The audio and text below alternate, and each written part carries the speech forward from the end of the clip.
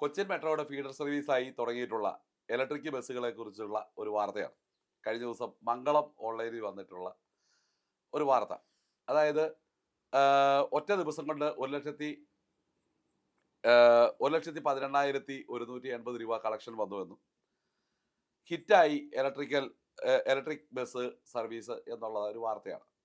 അപ്പോൾ കൊച്ചിൻ മെട്രോയുടെ feeder service ആയിട്ട് തുടങ്ങിയിരിക്കുന്ന അതിനകത്ത് ഏറ്റവും പ്രധാനപ്പെട്ടതായിട്ട് പറയുന്ന route Aluva airport, Kalamassery medical college തുടങ്ങിയിട്ടുള്ള സ്ഥലങ്ങളിലേക്കുള്ള സർവീസുകളാണ്. അപ്പോൾ ഈ ഫോർട്ട് കൊച്ചി എയർപോർട്ട്, അപ്പോൾ ഞാനിങ്ങനെ ആലോചിച്ച്, ഞാൻ എറണാകുളത്ത് തേവര ഡിപ്പോയിൽ ജോലി ചെയ്യുന്ന കാലഘട്ടത്തിൽ ഏകദേശം 12 വണ്ടി 13 വണ്ടിയാണ് ആയിരുന്നു തോന്നുന്നു. കൃത്യമായ ഇടവേളകളിൽ fort Kochi airport, fort Kochi Angamaly, Aroor Angamaly ആയിട്ട് ഇങ്ങനെ ഓടിക്കൊണ്ടിരിക്കുക. അരൂർ അങ്കമാലി വേറെ വണ്ടികളാണ്. വേറെ 10, 20, 25 വണ്ടികൾ ഈ ഒരു അരൂര് ഫോർട്ട് കൊച്ചിയിൽ നിന്ന് എയർപോർട്ടും അങ്കമാലിയായിട്ട് മാറി മാറി പോയിക്കൊണ്ടിരുന്നു. ഏതായാലും ഈ ഏറ്റവും ലാഭകരമായ സർവീസ്, അപ്പോൾ എനിക്ക് തോന്നുന്നു അന്ന് 100 രൂപയിൽ താഴെ ആണ് ഫോർട്ട് കൊച്ചിയിൽ നിന്നും എയർപോർട്ട് വരെയുള്ള ടിക്കറ്റ് ചാർജ്. അപ്പോൾ ടാക്സിക്ക് അന്ന് 1300 രൂപയൊക്കെ ടാക്സി ചാർജ് നിൽക്കുന്ന സമയത്താണ് ആളുകൾ ധാരാളമായി ഈ വണ്ടിയെ ആശ്രയിക്കാൻ തുടങ്ങി. വാഹനം വളരെ നല്ല കളക്ഷനിൽ, വളരെ നല്ല ലാഭത്തിൽ ഓടിക്കൊണ്ടിരിക്കുമ്പോഴാണ് ബിജു പ്രഭാകർ MD ആയിട്ടിരിക്കുന്ന കാലഘട്ടത്തിൽ ഈ സർവീസുകൾ നിർത്തലാക്കുന്നത്.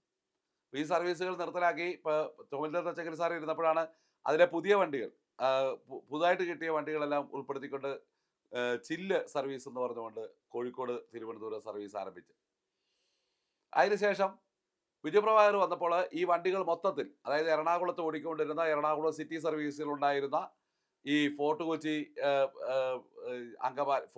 എയർപോർട്ട്, അരൂർ അങ്കമാലി, മൂവാറ്റുപുഴ, പെരുമ്പാവൂർ, കോതമംഗലം, ഇങ്ങനെയുള്ള സ്ഥലങ്ങളിലേക്കുള്ള എല്ലാ ലോ ഫ്ലോർ ബസ്സുകളും പൂർണ്ണമായിട്ടും, അതായത് കൊച്ചിൻ കോർപ്പറേഷനിൽ ഓടുവാൻ Jawaharlal Nehru rural urban development മിഷന്റെ ഭാഗമായിട്ട് ജനറൽ പദ്ധതി പ്രകാരം കിട്ടിയ വണ്ടി അതിനെ അപ്പാടെ മാറ്റിമറിച്ചുകൊണ്ട് ആ സർവീസുകളെല്ലാം കുളവാക്കി നശിപ്പിച്ചു കളഞ്ഞു. അപ്പോൾ ഈ സർവീസ് ഇപ്പോൾ ഏറ്റവും കൂടുതൽ ആളുകൾ വരുന്ന ഈ എയർപോർട്ട്, ഇപ്പോൾ അവർ പറഞ്ഞ ഈ വണ്ടി ലാഭത്തിലായി എന്നുള്ള വാർത്ത വന്നപ്പോൾ ഈ ഫോർട്ട് കൊച്ചിയുടെ സർവീസിനെ കുറിച്ച് ഞാൻ ആലോചിച്ചത് കൊണ്ടാണ് ഈ കാര്യം പൊതുജന സമക്ഷം അറിയിക്കേണ്ടതാണ് എന്ന് കരുതി. അപ്പോൾ KSRTC എങ്ങനെയാണ് ലാഭമുള്ള, ഇപ്പോൾ നമുക്കറിയാം ലാഭമുള്ള എല്ലാ റൂട്ടുകളും സ്വകാര്യ ബസ്സിന് മറച്ചു വിറ്റുകൊണ്ടിരിക്കുക. അപ്പോൾ ലാഭമുള്ള റൂട്ടുകൾ സ്വകാര്യ ബസ്സിന് മറച്ചു വയ്ക്കാൻ വേണ്ടി എന്താണ് ചെയ്തത്? വണ്ടി മേടിക്കുന്ന പരിപാടി നിർത്തി, എന്നിട്ട് വണ്ടി ഇല്ലാതാക്കി, വണ്ടിക്ക് ക്ഷാമം അനുഭവിച്ചു. ഇപ്പോൾ ശബരിമല സീസൺ വന്നപ്പോൾ ഇവിടെ ലൈനിൽ ഓടിക്കൊണ്ടിരുന്ന വണ്ടികൾ ശബരിമലയിലേക്ക് കൊണ്ടുപോകേണ്ടി വന്നു. അങ്ങനെ കൃത്രിമമായിട്ടുള്ള ക്ഷാമം ഉണ്ടാക്കിയിട്ട്, മനഃപൂർവ്വമായിട്ട് ക്ഷാമം ഉണ്ടാക്കിയിട്ട് ആ വാഹനക്ഷാമത്തിൻ്റെ പേരിൽ, ജനങ്ങളുടെ യാത്രാക്ലേശത്തിൻ്റെ പേരിൽ സ്വകാര്യ ബസ്സുകൾക്ക് റൂട്ട് അനുവദിച്ചു കൊടുക്കുന്നു. ഇപ്പം ഇവിടെ ഇതുപോലെ കൊച്ചിൻ മെട്രോയ്ക്കാണ് പിന്നെ അത് പോയിട്ടുള്ളത് ഏകദേശം. അവർ ഇത്തരത്തിൽ ഇപ്പം ഇലക്ട്രിക് ബസ്സുകൾ 10-350 എണ്ണം കേന്ദ്രം നൽകാം, കേന്ദ്ര ഗവൺമെൻറ് ഏതാണ്ട് കുറഞ്ഞ പലിശയ്ക്കോ കുറഞ്ഞ തുക അടച്ചാൽ മതി എന്ന് പറഞ്ഞിട്ട് ആ വാഹനങ്ങളെ അപ്പാടെ നിഷേധിക്കുകയും KSRTC ഇനി അത്തരത്തിലുള്ളൊരു വാഹനങ്ങൾ വേണ്ട എന്ന് തീരുമാനിക്കുകയൊക്കെ ചെയ്ത് വിവരങ്ങൾ നമുക്കറിയാവുന്നതാണ്. സ്ഥാപനത്തെ നശിപ്പിക്കുവാൻ കച്ചകെട്ടി ഇറങ്ങിയവർ അതിൻ്റെ പണി ചെയ്തുകൊണ്ടിരിക്കുമ്പോൾ ഇത്തരത്തിലുള്ള ഇത്തരത്തിലുള്ള സർവീസുകളുടെ വിജയകരമായിട്ടുള്ള വാർത്ത കാണുമ്പോഴാണ് നമ്മൾ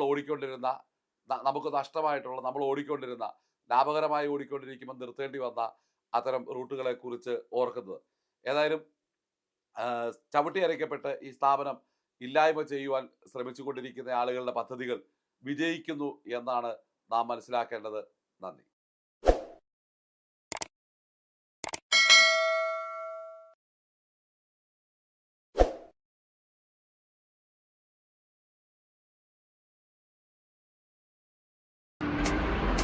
Thank you.